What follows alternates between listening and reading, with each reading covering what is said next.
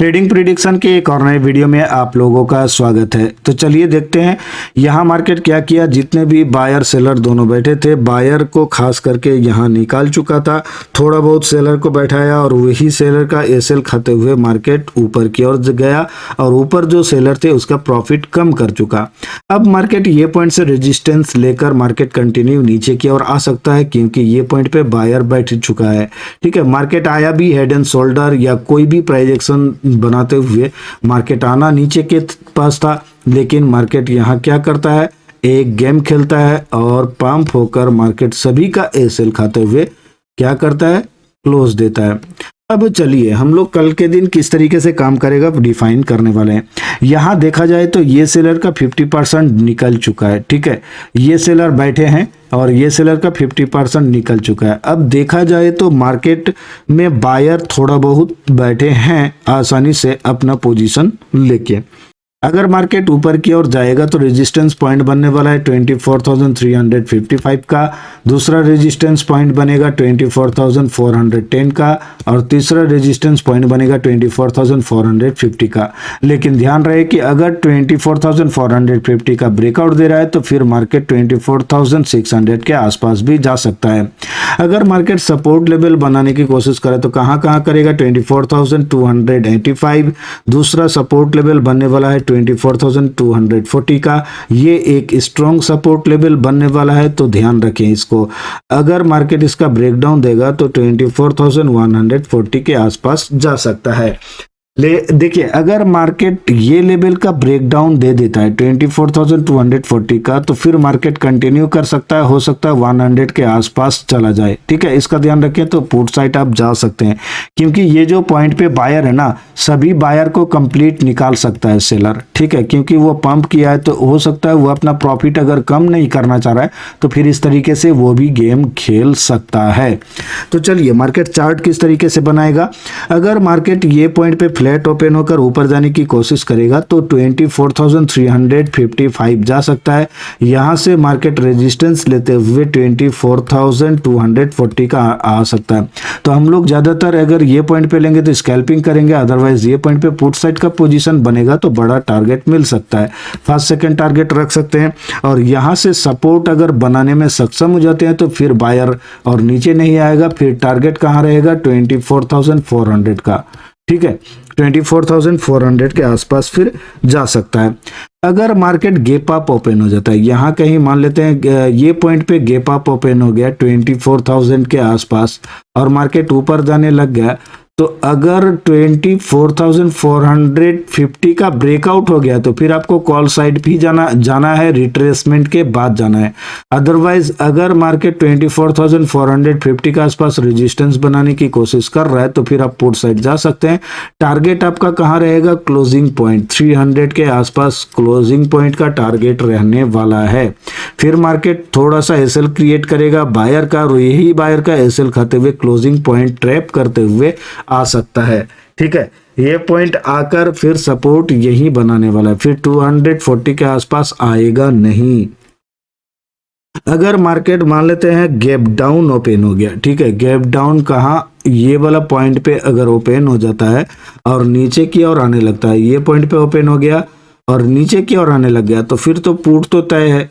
हो सकता है मार्केट रिट्रेसमेंट कर दे या रिटेस्ट कर दे, लेकिन आना मार्केट को नीचे की ओर ही है। ठीक है, और यहां से अगर सपोर्ट लेते हुए ऊपर की ओर जाएगा तो आपको फिर ध्यान रखना है कि ये क्लोजिंग पॉइंट के आसपास से भले एक कैंडल बनाकर आपको बैठने ना दे। अगर बड़ा कैंडल बना दिया, यहाँ पे गैप डाउन ओपन हुआ, एक बड़ा कैंडल बन गया और यहाँ से ऊपर जाने की कोशिश कर रहा है, तो फिर ये बायर का एसएल खाते हुए मार्केट सेलर को आसानी से बैठाएगा और फिर यही सेलर का एसएल खाते हुए निकल सकता है ऊपर की ओर। कहाँ तक, 24,400। ठीक है, इसका ध्यान रखना है। अगर मार्केट 24,240 का ब्रेकडाउन देगा तो कंटिन्यू कर सकता है, ऊपर 24,400 का ब्रेकआउट देगा तो कंटिन्यू कर सकता है, लेकिन 24,450 का लेवल देखकर अगर मार्केट यहां रेजिस्टेंस लेने की कोशिश करेगा तो ज्यादातर चांस है कि यहां से नीचे कंटिन्यू करे। ठीक है, चलिए अब हम लोग बैंक निफ्टी देखेंगे। अगर आप भी हमारे साथ जुड़ना चाहते हैं तो वीडियो के डिस्क्रिप्शन में दिए गए लिंक से क्लिक करके आप स्टॉक्स या धन पे आप फ्री में डीमेट अकाउंट ओपन कर सकते हैं। और ओपन किया है अकाउंट का स्क्रीनशॉट भेजिए व्हाट्सएप पे और ज्वाइन कीजिए VIP premium Telegram learning group बिल्कुल फ्री। चलिए बैंक निफ्टी देख लेते हैं। बैंक निफ्टी खास तौर पे क्या किया है, यहाँ उससे पहले दिन बायर को आसानी से बैठाया गया, वही बायर का एसएल खाते हुए मार्केट नीचे की ओर गया और यही सेलर का प्रॉफिट कम करने के लिए धीरे धीरे बायर सपोर्ट लेते हुए ऊपर की ओर गया है और यहाँ नीचे आने की कोशिश की है। देखिए ये पॉइंट पे आसानी से मार्केट हेड एंड शोल्डर हो और कुछ भी पैटर्न हो प्राइस एक्शन बनाते हुए आसानी से बैठाया है।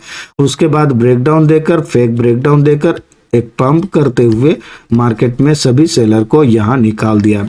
अब देखा जाए तो सेलर तो छोटा मोटा रिटेल सेलर निकले हैं, लेकिन मेन सेलर जो बैठे हैं वो अभी फिलहाल बैठे हैं।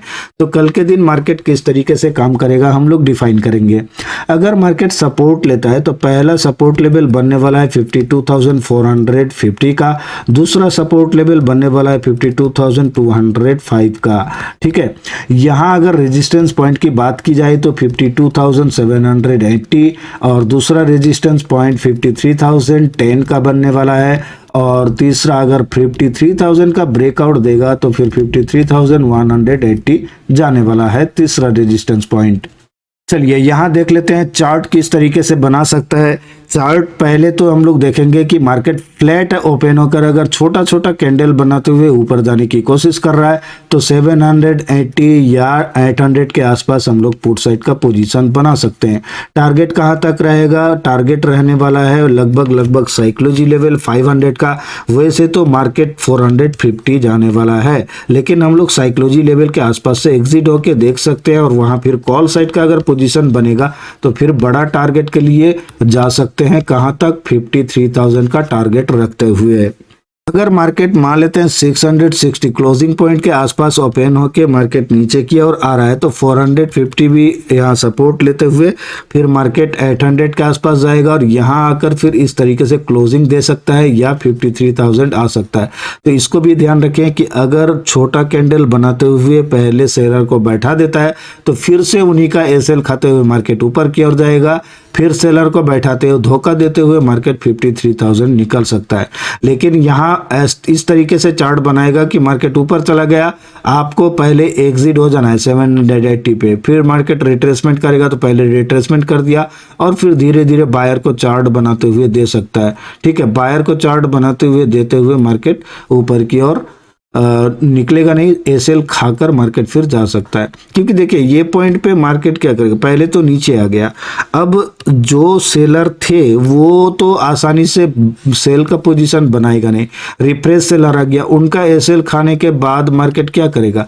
अब ये पॉइंट पे सेलर भी एक्टिव होंगे और हो सकता है मार्केट बायर का प्रॉफिट खाने के लिए सेलर एक्टिव होगा तो बायर कंट्रोल करने की कोशिश करेगा। तो ये पॉइंट पे अगर फंस के रह जाता है मार्केट तो फिर ज्यादातर चांस है कि मार्केट 53,000 को टच करने के लिए जाए लास्ट पोजीशन पे। तो यहाँ चार्ट बना के देना चाहिए। ठीक है, किनको देना चाहिए, सेलर को, तो ही मार्केट में सेलर आएंगे और फिर लास्ट पोजीशन पे मार्केट मूव देकर 53,000 जा सकता है। अगर मार्केट गैप अप ओपन होता है, ठीक है, 900 के आसपास ओपन होगा तो हम लोगों को क्या करना है कि पुट साइड का पोजीशन लेना है। ठीक है, पुट साइड का पोजीशन ले सकते हैं, लेकिन ध्यान रहे कि अगर मार्केट क्लोजिंग पॉइंट का सपोर्ट ले रहा है या ये पॉइंट का, दोनों पॉइंट का सपोर्ट ले सकता है। हो सकता है अगर ये पॉइंट का सपोर्ट लेगा तो पहले 53,000 टच करेगा। ठीक है, क्योंकि यहाँ 900 से आ रहा है तो 900 से इसका फेक ब्रेकआउट देकर 53,000 जाएगा, उसके बाद मार्केट रिट्रेसमेंट दिखाएगा तो 400 साइकोलॉजी के आसपास आएगा, यानी 500 या 450 के आसपास। तो ये ध्यान रखें, यहाँ पे ट्रैप में नहीं फंसना है। पुट साइड पे आपको ध्यान रहे कि हमको अगर गैप अप ओपन हुआ है तो कॉल के साइड जाना है। अब कॉल के साइड यहाँ आसानी से तो मार्केट टारगेट दे देगा। ठीक है, 53,000 अगर 780 पे या 800 पे लेंगे तो 200 पॉइंट का कैप्चर्ड मिल जाएगा वहाँ, और फिर पुट साइड का अगर पोजीशन यहाँ अगर सक्सेस हो गया तो फिर डेफिनेटली आपको लगभग 400 पॉइंट का कैप्चर्ड वहाँ मिल सकता है। लेकिन ध्यान रहे छोटा सा एसएल के साथ जाना है। ऐसा नहीं है कि बड़ा टारगेट है तो बड़ा एसएल, ऐसा कुछ नहीं, ठीक है। वही सेम प्रोसेस 50-60 पॉइंट का 40 पॉइंट का एसएल लेते हुए आप ट्रेड बनाइए और बड़ा टारगेट का कैप्चर्ड रखिए। अगर मार्केट गैप अप ओपन होता है तो इस तरीके से काम कर सकता है। अगर गैप डाउन ओपन होगा तो ध्यान रहे कि अगर मार्केट 52,450 के नीचे है तो आप पुट साइड का ही ट्राई करें। अगर मार्केट में आपको एंट्री नहीं मिल रहा है तो रिट्रेसमेंट के बाद लें, लेकिन पुट साइड का ही ट्राई करें, क्योंकि ये जो जितने भी बायर है ना, ये बायर फिर फंस चुके होंगे। तो ज़्यादातर चांस है कि ब्रेकडाउन देकर मार्केट 52,300 आने की कोशिश करे या 200 आने की कोशिश करे, ठीक है। क्योंकि यहाँ साइकोलॉजी काम कंप्लीट नहीं किया है, 200 आना चाहिए, तो डेफिनेटली हो सकता है मार्केट 200 आए। लेकिन ध्यान रहे कि पुट साइड का पोजीशन अगर बना रहे हैं तो चाहे एप्रोप्रिएट ट्रेड बने या रिट्रेसमेंट के बाद ट्रेड बने, ठीक है। तो एप्रोप्रिएट ट्रेड लेंगे तो छोटा एसएल वहां मिल सकता है। चलिए, वीडियो अच्छा लगे तो लाइक और शेयर करें और चैनल को सब्सक्राइब करके बेल बटन पे क्लिक करें। अभी के लिए इतना ही, धन्यवाद।